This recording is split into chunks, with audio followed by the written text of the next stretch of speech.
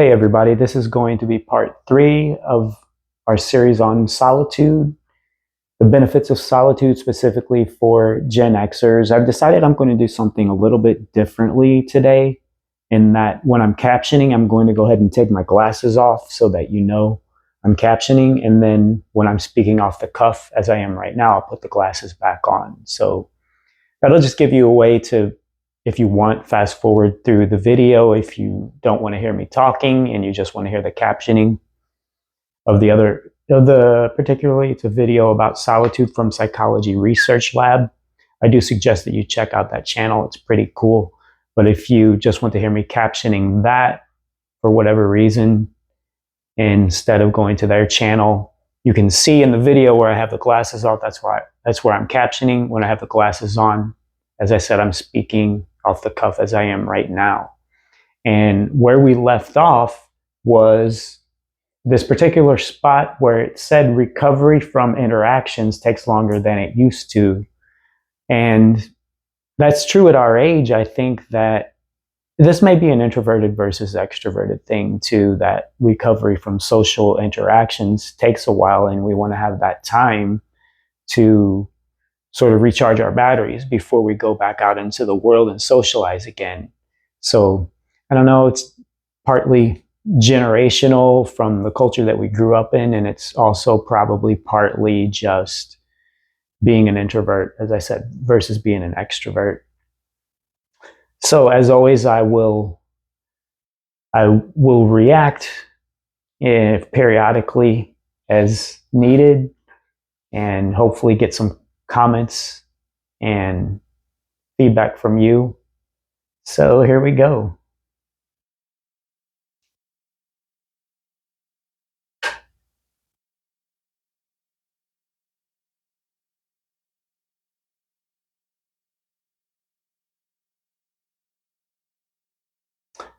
Sorry for the delay. Recovery does take longer than it used to. A 1-hour lunch with a talkative friend can wipe out your entire afternoon. A family gathering with multiple simultaneous conversations feels like running a mental marathon. So you begin protecting your energy the way you would protect any precious and diminishing resource. You start declining invitations. You prioritize rest over obligation. You schedule breathing room between commitments and treat your own peace as something sacred and non-negotiable. There is a truth that most people will not say out loud. Many older adults are not lonely at all. They are perfectly comfortable in their solitude. Society insists that social engagement is essential for happiness, that more connections mean more fulfillment, but the reality is more nuanced. Sometimes the deepest form of connection is simply being allowed to exist as yourself without interruption. So let's talk about that for a moment. I was thinking about that today. Society pressures us to socialize more.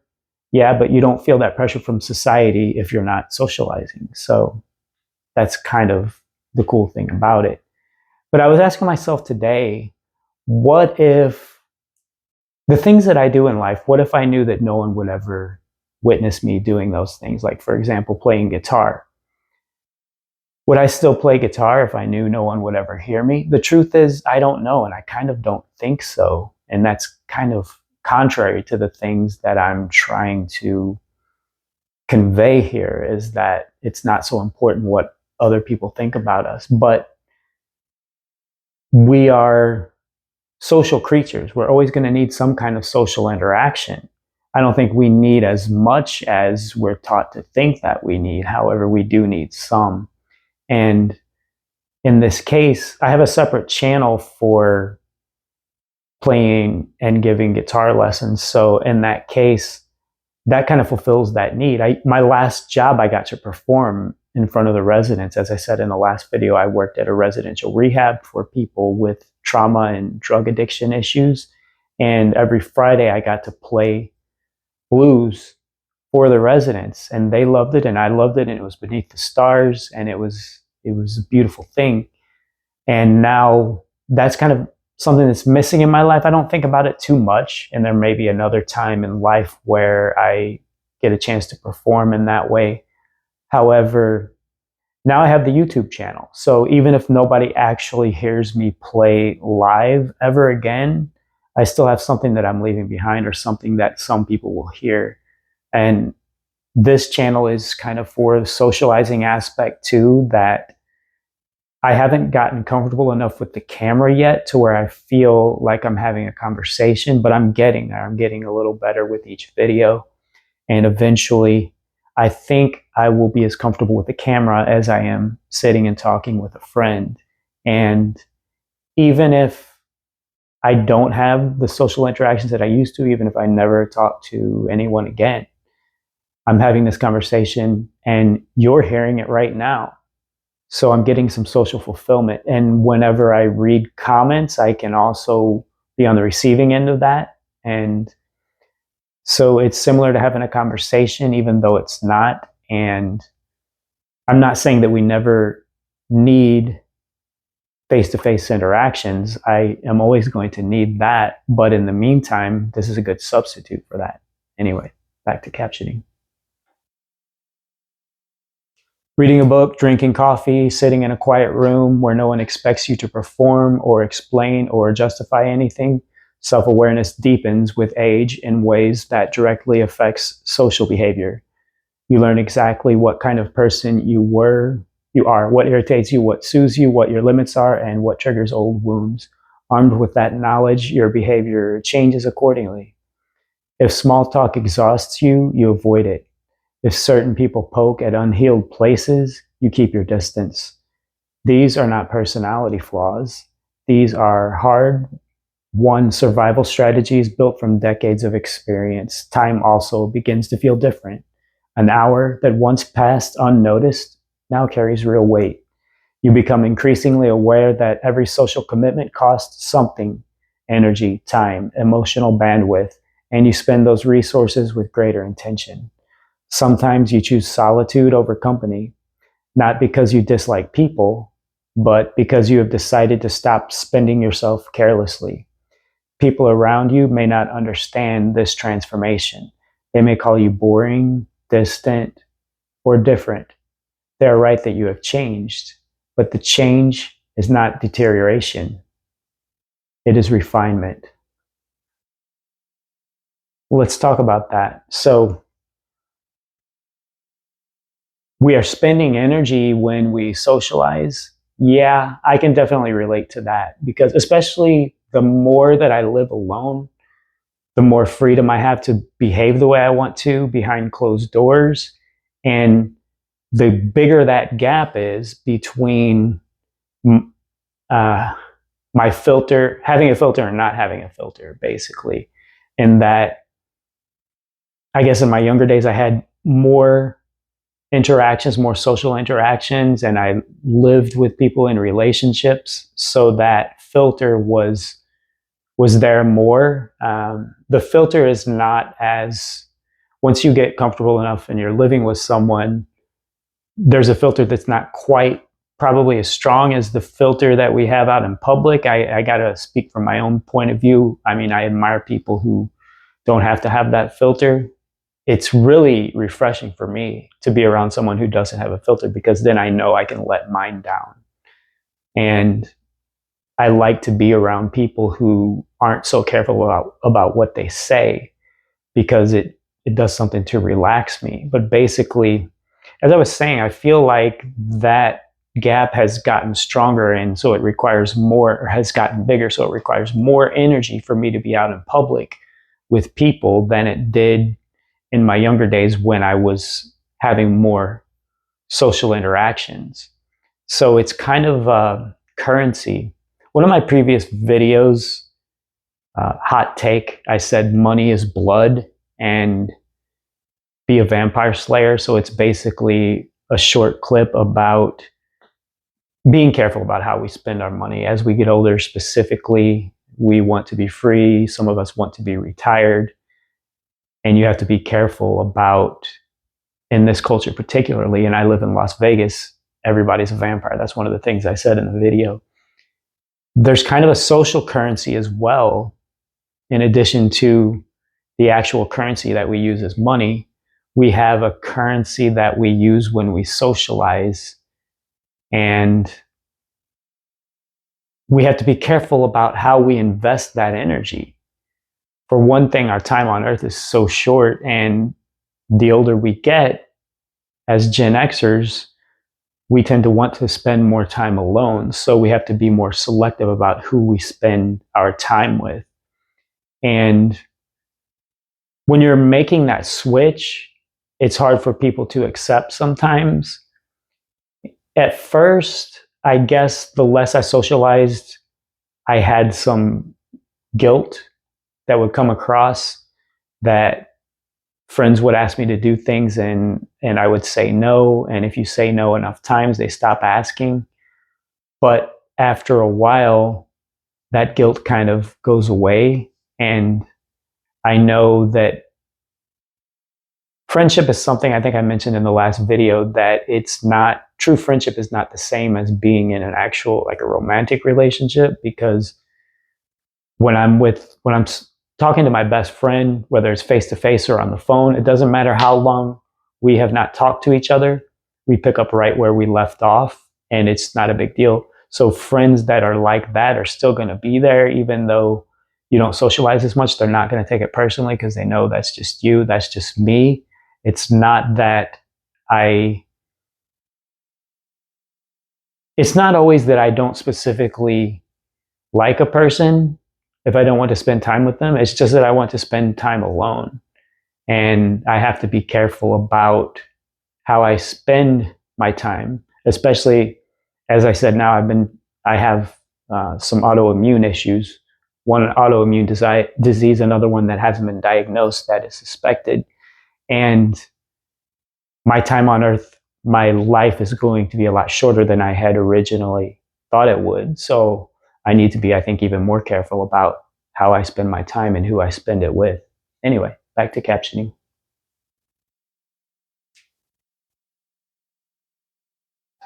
The phase of your life where you expended energy to keep others comfortable has passed. You now live by your own standards, feeling what you want to feel, declining what does not serve you without guilt, and saving your full attention for the moments that truly matter. This honesty becomes more pressure and more necessary with every passing year. The physical dimension matters too. Energy levels decline, recovery takes longer, noisy environments become harder to tolerate. An evening out that once felt exciting now feels like an endurance test. When physical limitation meets emotional selectivity, quiet time becomes genuinely restorative in a way that social time simply cannot match. Your body and mind are aligning around the same truth. You need less stimulation and more substance. So you restructure your life accordingly, earlier afternoons instead of late nights, rhythms that match your body instead of fighting against it. Identity shifts also contribute. As you age, you shed roles that once defined you. You may no longer be climbing the career ladder. Your children may have grown and left. The professional identity, the parental identity, the social identity that kept you embedded in certain networks all begin to loosen. The relationships that were tied to those roles, coworkers, fellow parents, neighborhood friends, naturally fade. This is not failure. It is the normal consequence of lives moving in different directions at different speeds. Not every relationship needs to be maintained forever. Sometimes the healthiest choice is to let go. What your heart actually craves in a season of life is simpler and deeper than what it craved before. So that's so true. I can look back on the friends that I've had in life, and there's no animosity. It's just that we went our separate ways. And usually it happened in a beautiful way. It's kind of just a mutual separation most of the time. And I can look back on those friendships, and most of my friends I've been close to them at particular phases in my life. And then once I went beyond that phase, we lost contact with each other. And I know that if I called one of them, well, I don't necessarily know for sure that they would be right there to pick up and call me back. Maybe they have busy lives too. It doesn't really matter that much. But there's no hard feelings. There's no like, oh my God, you left my life. You just dropped off the face of the earth. It wasn't like that. And as I said, that's the beauty of friendship. I can look back and reminisce about the times I had with these old friends, and I don't feel the need to reconnect with them, at least in most cases. Another thing I was thinking about today, and this might be a bit of a digression, is that living in the past, is that okay? Sometimes I think it is. I can think about times that I had with these old friends, and I can reminisce and I can feel good about that. I can feel proud about the person I used to be, even though my values were different at that time. And I have evolved to become different. Is it okay to sometimes think about and live in the past? As I get older, I try not to compare myself physically to the person that I used to be, because that can be very depressing when I think about the things I was able to do in my 20s versus now in my late 40s. There's a big difference, and I won't be that person again. So if I'm going to compare myself, I would rather compare myself to the future me, knowing that in the future I will not be able to do all the things that I'm able to do now, which can cause me to be more grateful for the things that I am able to do now. But is it always bad to think about the past? No. My best friend and I have this running joke, I guess you could say, and it's only part in jest. It's kind of a dream situation too, where when we get so old we're not able to really take care of ourselves, maybe we'll end up in the same nursing home and we can reminisce about the past. And we've kind of gone different ways, even though we speak to each other on a regular basis. He lives in Florida, I live in Las Vegas. Basically, if we someday come together, we'll have a lot to share with each other. And to, I can just imagine myself talking about the person that I used to be and being proud of that, and him doing the same thing and having that exchange. That's not a bad place to be later in life. And as Gen Xers, we're coming up on, we're not in our, I don't know if you could say we're in our twilight years. I think that comes later. But we're coming to a point where we've pretty much seen all we want to see. We've heard all we want to hear. There aren't many stories that are going to change. I mean, if you have kids, you're going to watch them go through things. You're going to watch your grandkids go through things, and that can probably be beautiful too. For me, I can live vicariously through my little brother. Maybe I'll have some nieces and nephews someday, and that'll be really cool, I think, because I won't have the responsibility of taking care of them, but I can still be in their lives. I think that it's okay to kind of live in the past when we get to those years, and to share our stories. We can put our minds, even though we romanticize it and memories change, basically what you remember is not objectively how it happened. We all change our memories as we pull them out of that filing cabinet in our brains and retell the story. It's different, and maybe we make ourselves more of the hero. It doesn't really matter. It's just pleasure when it comes down to it.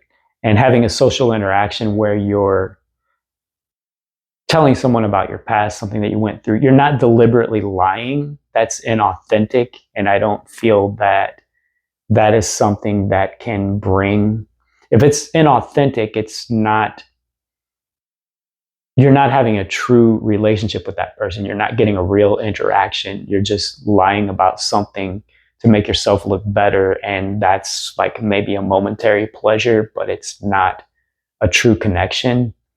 But even when you have that true, authentic connection, you're not necessarily telling the history of your life in an objective sense.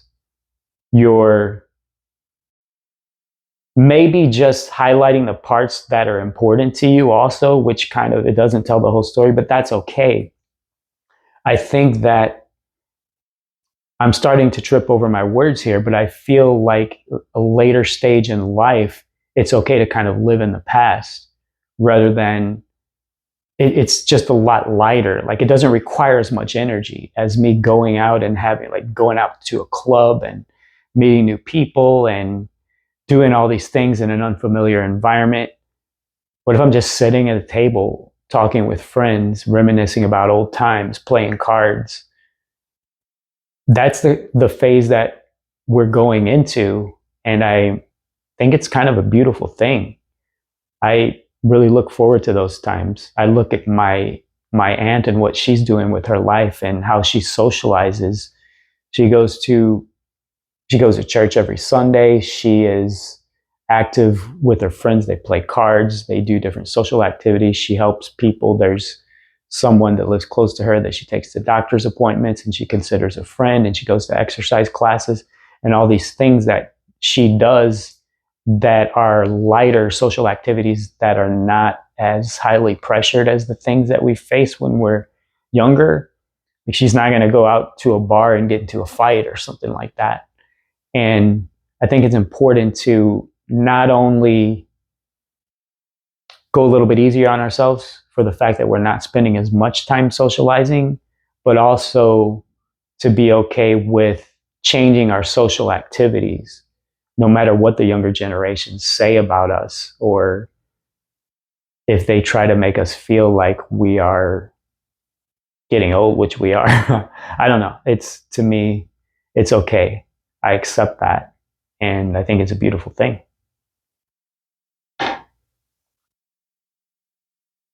A phone call from someone who truly knows you, a walk where you don't have to perform for anyone, less stimulation, more meaning, less noise, more depth. You are not pushing people away, you're curating your world. The preference for home over social outings follows the same logic. For people who recharge through solitude, home is not just a physical space, it's a psychological sanctuary. Psychology calls this optimal arousal theory. Every person has a different threshold for the amount of stimulation they need to feel comfortable. Some people need crowds and noise and activity. Others need quiet and calm and predictability. These are not choices, they are neurological realities. Some people love their homes because of the control those spaces provide. The outside world is unpredictable. Loud strangers, changed plans, conversations you didn't want to have. At home, you set the lighting, the volume, the temperature, and the pace. For people with high sensitivity or anxiety, this control is not a luxury, it's a necessity. Research has shown that people who enjoy spending time alone tend to be more creative, more self-aware, and better at problem solving. Their quiet hours are not empty. They are filled with deep thinking, focused work, personal projects, and the kind of slow, deliberate engagement with life that produces genuine satisfaction. And I was thinking about this today too. As I start to produce videos and my thoughts are coming out in my words more, I wonder if I'm as deep of a thinker as I thought I was, because this is just shower thoughts basically. I'm thinking in my head, I'm thinking things and how my life goes and how much I want to convey of that on camera. And I want to convey a lot about my life. There are certain things, obviously, that are going to be kept private, but the thoughts that are inside my head, there's no real reason for me to keep those private. I want to share those. But why is it so difficult for me to share those? Like, what's going on in my head to put it out into words? It's more than just crossing that filter. It's crossing the thoughts into language. And I thought that I thought in English, but yet when these thoughts are coming out, I feel a sense of anxiety and tension that I don't feel when I'm thinking on my own, if that makes sense. Like when I'm in the shower, I'm thinking about what I'm going to do next. Well, I guess I can see that now as I'm talking through it, is that would be to make a video of just about my day. What would be the point of that? I'm not sharing anything valuable, and I'm not having an interaction that's valuable. So I guess as I'm evolving as a person, what I want to do is make my thoughts more creative as well. And that can be painful. And that's where I'm at right now, as I'm starting to cross over that bridge between just having thoughts that are based on pleasure and seeking pleasure and simplicity, to actually creating and elaborating. And so that's the struggle basically right now. The most creative breakthroughs in history have often come not from collaboration, but from solitary contemplation. American culture relentlessly glorifies the outgoing lifestyle, extroverted people, crowded brunches, packed social calendars. But if your ideal day involves falling asleep watching a show, eating a simple meal you cooked yourself, and having absolutely nothing on your schedule, that's not a lesser form of happiness. It's simply a different one. The world's standards do not need to be your standards. If you're comfortable and at peace, your life is already good enough. People who prefer staying home often use that time with remarkable intentionality. They protect their focus by eliminating unnecessary stimulation. They use domestic hours for recovery and renewal. They understand that rest is not laziness, it's preparation. Their homes are not places of retreat, but places of restoration. Not everyone stays home for healthy reasons, and it's important to make that distinction. Some people avoid the outside world because of social anxiety, past trauma, or depression that has crept in so gradually they barely recognize it. For those individuals, home can feel like both a shelter and a prison. So that's important too, because I think if we shut ourselves out from the world because we're afraid, we're always going to wonder what it would be like. We're going to romanticize. If you're afraid to be out in the world, it's probably because there's something out there that you really want, and you want to actually interact with people, but you're unable to. Because think about it, if you didn't really care, well, depending on the circumstances, if you didn't really care what people thought, you wouldn't care about going out to see them. You wouldn't be anxious if you didn't care what they thought anyway. There's other things that can go with that fear, and I haven't really probably dug deep enough, at least in a long time, to think about agoraphobia and how people are. Like, there's some things that you have to do. If you have to get out, you have to go to the grocery store. Well, not so much anymore because there's Amazon. I mean, I use Amazon, but there's still things that you have to do to. You have to interact with society at some point, even if it's not just for social pleasure. And the people who fear going out, it's really hard to analyze that off the cuff, and there's more to it than just. I mean, there's probably some trauma there. There's more to it than just not wanting to socialize. But if you have a social anxiety or any kind of anxiety about going outside, I think you should overcome that before you decide that you want solitude. But if you can look back, okay, let's say this, you don't have something reasonable to compare it to if you've just been alone your whole life, and if you just feared going outside for the wrong reasons, then you're making the decision for the wrong reasons as well. So I believe that if you have a fear of going out, you should conquer that fear and do the things that you need to do to make yourself not fear that before you decide that you want to be alone. Or, I don't know, do what you want. It's your life. We're all searching for our own good life. That's why we're here. That's why I'm here, to help you with that and to help myself with that along the way. For me, the good life is more solitude as I get older. And I've seen both sides of that. I've been in relationships. I want to be single. I can't say that I haven't found that right person yet, because I found lots of people who were the right person at the time. The common denominator is me. I'm not the right person. I'm not the right person to be in a relationship. Now, that might change, but as of right now, that's how I feel, and I'm completely okay with that. I want more solitude. I want to be by myself more. I don't want to be in a relationship. I'm on the path to my good life. What is your good life? And are you taking the right steps to achieve that? I'm going to wrap it up there, and I'll see you next time. Thanks for listening. Comments are always welcome.